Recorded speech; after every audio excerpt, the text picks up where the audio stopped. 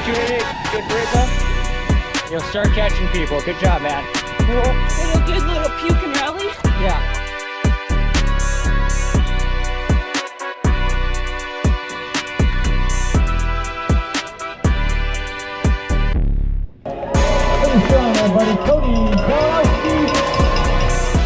Welcome to the long overdue Ironman Texas recap featuring our fancy new microphone. So yeah, we're stepping up our audio game. I think it's working. Where should we start? Where should we start? It's been 4 weeks this Saturday, post Ironman. How are you feeling? I feel good now. It was an experience, to say the least. A lot of things leading up to the race were great. And then race day, I feel like it was just one of those days. And I forgot all of my solid nutrition in the morning. So thankfully, our homestay was volunteering and was able to go back and get my nutrition. But that caused quite a lot of stress and, hecticness before the race for me and Andre both. Sorry. But then I was okay. I was like, all right, we're still going to do this. It's a long day. So the swim actually started okay. Everything was going well. The front group merged together, but then I just, started fighting with another girl to keep on the feet, lost the feet. And from there, I basically just went backwards. I felt like my legs were being pulled down to the bottom of the lake. And that was, I don't know. I haven't, of course it's my first full, but I've not really felt that bad in a full distance swim ever, or really in any open water swim. But I was like, okay, that's fine. I come out to the bike and Mark Matthews is like, you have 4 minutes. And I was like, somewhere between the timing mat or like the timing arch and the finish, I lost like 3 extra minutes. Not sure how that happened. So I was like, okay, whatever. Just get on the bike, do your thing. Again, it started out good. Got a little mixed up with the strong girls that were in the group behind me, but obviously couldn't hang with them. Then I just planned to do my own power. The headwind was mega strong. After the first turnaround, it was around 40 miles. All of a sudden, I just kind of like started puking out everything that I had ingested. So still trying to figure out what that was. I know a lot of people had issues also. So thankfully not just me on the day, but actually managed to rally a little bit in the tailwind. Well, after the tailwind section, I guess recovering from puking and then just like slowly getting sips of stuff in. And then going back into the headwind, I was able to at least push zone 2 watts and felt like I could rally a little bit. It was just a pretty lonely day by myself, minus being passed by all the age group packs.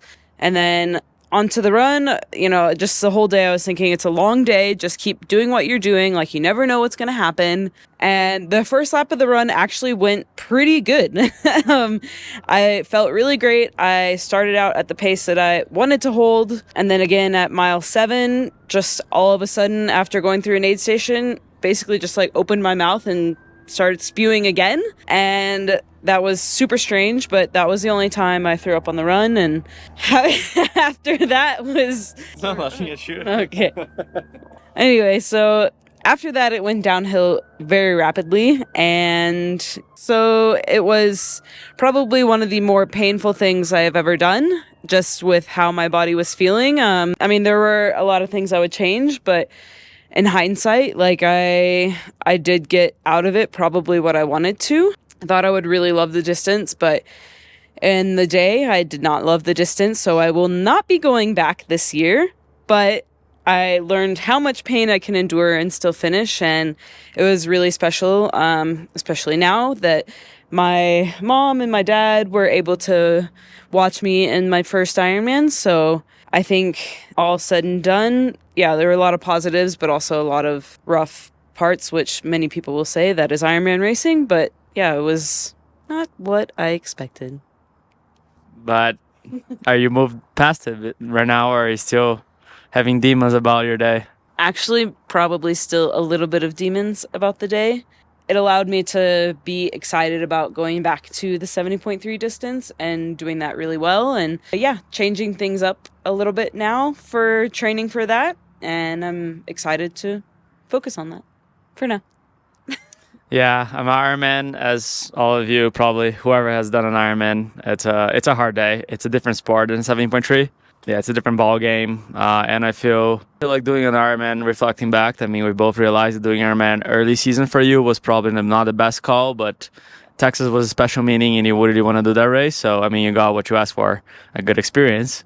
It wasn't a lot of racing, but yeah, sometimes that's what you get. Yeah, speaking on my side, it's a tricky year this year because we are talking about the Pro Series, Kona slots. Yeah, going to smaller fields and getting a better result, or just going to pro fields, the Pro Series races and getting absolute smash if you're not on peak fitness. Which my game plan for the start of the year was not to overcook it or overrun the engine, so I kind of like undertrained a little bit for the first 2 races of the season, Oceanside and Texas, to see where I was and what I could improve upon for the remainder of the season. So yeah, I've done Kona, I've done Nice the past 2 years, and I'm not completely happy going there just to smile. I feel like I still need to improve a little bit more to be actually competitive on those races. So I feel like, yeah, Kona is the ultimate goal, but yeah, I mean, I will have to deliver a really strong performance, which really didn't happen in Texas by many reasons that I'm not going to go here, and the race is long behind my head. I don't want to relive those moments, but yeah, just a poor executed swim. I thought I was in a good pack, but turned out I wasn't, so that cost me to be not in a great pack on the bike. But I rode pretty strong, which was pretty happy. I rode with people that I've never ridden before. And on the run, it was everything going well. I was probably on the top 10. And then I basically started fading a little bit. My stomach started to feel a little bit weird. Yeah, kind of had to almost go to the bathroom, but didn't really need to. But I think I stopped consuming calories halfway into the run. And yeah, I just got passed by some faster guys, and I finished 11th. So the unfortunate thing is that I just missed out on prize money and missed out on the Kona slot by 1. But one guy got disqualified, so I wouldn't count that. I thought I was in 12, so I thought there was no chance of getting a Kona slot, and I was happy with the points. I finished, I think, 23 minutes back from the win time, and that's okay points for an Ironman. Is more than an Ironman in a 70.3 win. So yeah, up and forward from that one now. So we've been back to Boulder now. This is our new place. And yeah, we're just gearing up for the rest of the season. Boulder 70.3 is next for me in less than 2 weeks. And Rachel is still deciding what she's going to do. Mont Tremblant is the option, but maybe Boulder. We'll see the star lists. How is it looking, if it's worth it or not to race. But yeah, thanks you guys for following and cheering us on. We'll probably be trying to bring more videos. Now we have this fancy GoPro setup. Rate our microphone. Rate our microphone. Everyone that complained about the audio. This is our first time using, so we're not going to know how it's going to turn out. Maybe it's still shit. Yeah, we don't know. We'll keep trying, doing our best. We have some exciting stuff coming up, like we always say, but we always do. So, I mean, we find it exciting at least. People don't find it exciting. That's their problem. We think our lives are exciting. Yeah, we're living the dream, so making the dream happen. But yeah, thanks for following along, and we'll see you on the other side or in some race cars sometime soon. Ow. I don't know how freaking loud this airplane is. Andre, this airplane is so loud. Get your. I think we forgot an interview. Sir, please tell us. How was your day? He has a lot to say at 5 a.m., but not a lot to say at 5 p.m.